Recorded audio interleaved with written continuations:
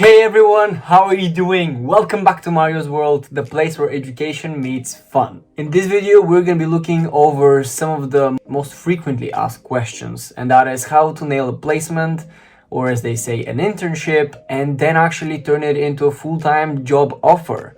So if you're interested in something like this, stay tuned to find out more.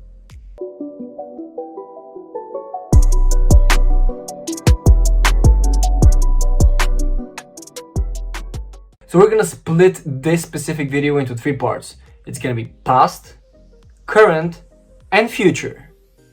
And the whole idea is that the first part is gonna be what you need to do before you actually apply for all of those placements, then how you're gonna apply for all those placements, how you wanna perform, and then how and exactly what you're gonna be doing during this placement so that you can nail that job offer. Okay, but before we go further into this, how about you subscribe? This channel has been providing super nice content, hopefully, to you guys. But yeah, let me know in the comments down below whether this has been useful as well. So make sure you smash the thumbs up and subscribe and turn that notification bell on. Cool. Without further ado, let's get straight into it. So the first one is past. The first thing you want to think about is where does your passion lie, and think about it from a departmental kind of perspective. So are you interested in operations? Are you interested in marketing? Are you interested in finance, etc., etc.? There's so many different perspectives in a business that you want to make sure that you're clearly aligned with yourself, your personality, your goals, your aims, so that you know exactly where you want to go for, So for example, my interest has been both in marketing and in finance, and therefore I've been looking over an opportunity that has both of these departments within. So yeah, basically that's how I got my marketing and finance placement at Silicon Valley Bank. Great. The second thing you need to know is that you need to brainstorm. You need to brainstorm of the ideal company that you want to work for, as they say. So for example, for me, it was an amazing opportunity, and I really wanted to work for something which is a bit more finance related, whether that's an investment bank, a hedge fund, maybe a venture capital firm, all of those stuff, basically. So in other words, I really wanted to work at an institution that will provide me with the development, with the potential opportunity for me to develop within those three careers. So if you're thinking into applying somewhere your marketing knowledge, maybe a company, something like Coca-Cola would be very nice, as they have one of the best advertisements in the world. Or maybe if you want to apply for finance, it would be great for you to work in an investment bank. You never know. Or if you're interested in something about arts, yeah, you just find whatever works for you for arts.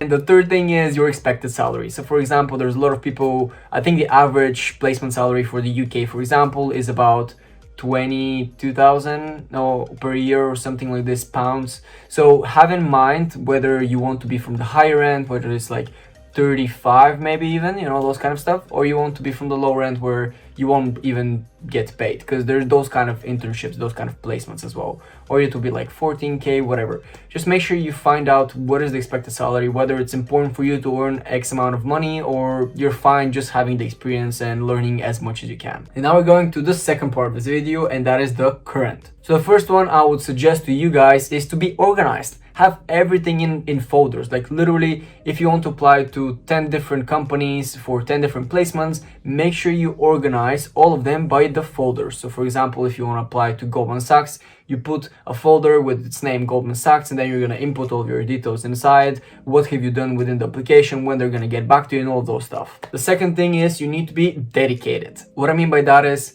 you want to showcase that you understand and you know about the company's culture, their business model, and so on. So make sure you have to be dedicated to research as much as you can into the company that you're gonna apply for. Make sure to look into how they're going through all of the processes, how they do business, how they generate revenue, what are their whether that's their products, their services, whatever it is.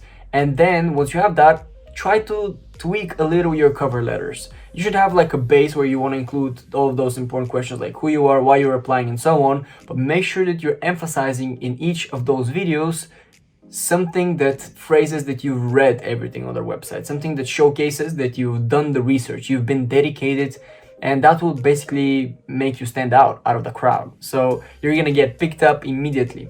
Also, make sure that you have your CV as a 1 or 2 pager maximum. That's the thing that you want to have the most. And by the way, I'm gonna be releasing a specific Pfizer, not Pfizer, excuse me, Pfizer is a company. Fiverr, yeah, Fiverr, I think it was Fiverr. A Fiverr specific service where I'm gonna be helping you guys to build your CV and your cover letter all from scratch. So if you're interested in that, make sure you check the description down below. And the third thing in the current part of this video is to take your time. There's gonna be tests, whether that's like quantitative, whether that's situational, whether it's IQ tests, and then you're gonna go to the specific assessment center. So yeah, whether you're doing all of those tests or you're going to the assessment center, you want to make sure that you're fully prepared, you've dedicated time and you've taken the time to research. So when you're going to be doing all of those tests, there's a certain amount of time that you need to spend, doing your research and reading the question and making sure that you have the right answer and so on. So don't rush into things, take your time. And then for after, that's already once you've either been on an interview or you've already been accepted to the job, is the first thing is definitely be respectful. 100% try to be as respectful as possible towards everyone. Don't obviously share your thoughts and so on, but have in mind that they're a person that you're just meeting for the first time. You don't want to spam them with questions, you don't want to feel them uncomfortable whether you're too close or those kind of stuff. Don't ask them such personal questions and so on. You want to make friends down the line throughout your placement if it's been 1 year or if your internship is longer than a few months, but just bear in mind that you need to be super respectful and understand that everybody have their own comfort zone. The next thing is show personality. Whether it's on an interview or during your placement, you want to make sure that you're standing out. You want to make sure that you're showing your diverse perspective, whether your diverse perspective is coming from a totally unwealthy family or totally wealthy family, whether you're coming from a totally different nationality, maybe because of your gender, for example, there's less females working in finance related roles, so maybe showcase more of your expertise and showing how motivated you are, or showing how much you actually understand of the field that you're going into. And your personality may be that you're a fun person, literally, for example, I've had a friend, just going a bit off topic, so you can skip that if you don't want to listen, but basically I had a friend that went on an interview and she started saying all of those random stuff that as soon as she came back, she was like, there's no way they're gonna accept me. I was just making jokes every fifth or so minute, and the interview was like 45 minutes, but at the end she actually got the interview, and she got the final assessment center, sorry. So that means that they really liked her. She showed personality in comparison to other people where they were just like, yeah, exactly, I know what you mean, yeah. So make sure you show personality, show your diverse perspective. There's definitely something unique about all of us. The next thing is to be ambitious, or ambiguous, or no, it's ambition. You need to have ambition. You need to be motivated. You need to go out of your comfort zone. You need to go out of your specific roles and responsibilities. That's already when you're accepted. You want to make sure that if you need to work until like 8 hours, let's say you're supposed to finish at 6 p.m., make sure you finish at 8 p.m. some days. You want to showcase to your boss, to your colleagues, that you're hardworking but also smart working. And then the next thing is obviously work hard and smart. You need to be able to understand the difference between working hard and working smart. The smart working is going to decrease the level that you're inputting for working hard. However, working hard doesn't mean that you're going to be working smart. So the whole idea is that you need to think of a way before you start a specific task, make a plan of how you're going to tackle this task. That's working smart. And working hard is already spending the time that you need to be able to achieve the results that you want. So yeah, that's basically what I'm saying. Work both smart and hard. Make sure that you ask the question about whether there's some upcoming opportunities 2 or 3 months before your placement ends. That's when things become really interesting. Speak with your manager, let them know that you maybe don't have any other ideas up your mind. You're just gonna go graduate and then you're gonna be free. You're not gonna be doing masters or whatever. You just wanna somehow let them know that you're gonna be available if they want you to be. And by that, you're gonna be starting to discuss this type of conversation where they're gonna be thinking, okay, has he or she performed well?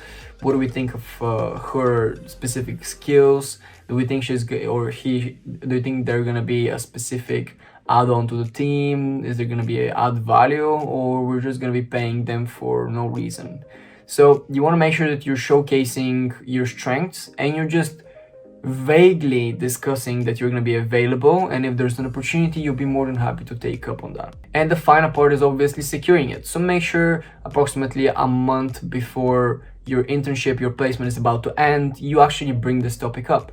You bring the topic that you're going to have more free time, that you're going to be available after finishing bachelor's or whatever. You just want to make sure that you let them know that you're going to be open-minded for working with the same company, maybe on a different position, not as an intern, but maybe in the same department, and so on. And don't be super pushy, just literally say, do you think there's going to be something that we can work out in regards to when I come back from university, if there's an opportunity? And then it's going to be down to them. You're already throwing the ball, and it's in their hands. So that's basically it. So hopefully this video was really helpful to you guys. If it wasn't, I'm sorry. But if it was, make sure you smash the thumbs up. And that obviously applies to everything, like literally not only to placements, but any type of internship or any type of contract work. You want to make sure that you're showcasing your strengths, you're being dedicated, you're being smart, and so on and so on. So yeah, make sure you subscribe, make sure you turn that notification bell on to stay tuned for more and more videos. Make sure you follow me on all social media. We're booming everywhere literally now. So thank you all so much. We've increased our subscriber count to already 830 if I'm not mistaken, which is just amazing. Thank you all so much. You're the best, and up to the next one.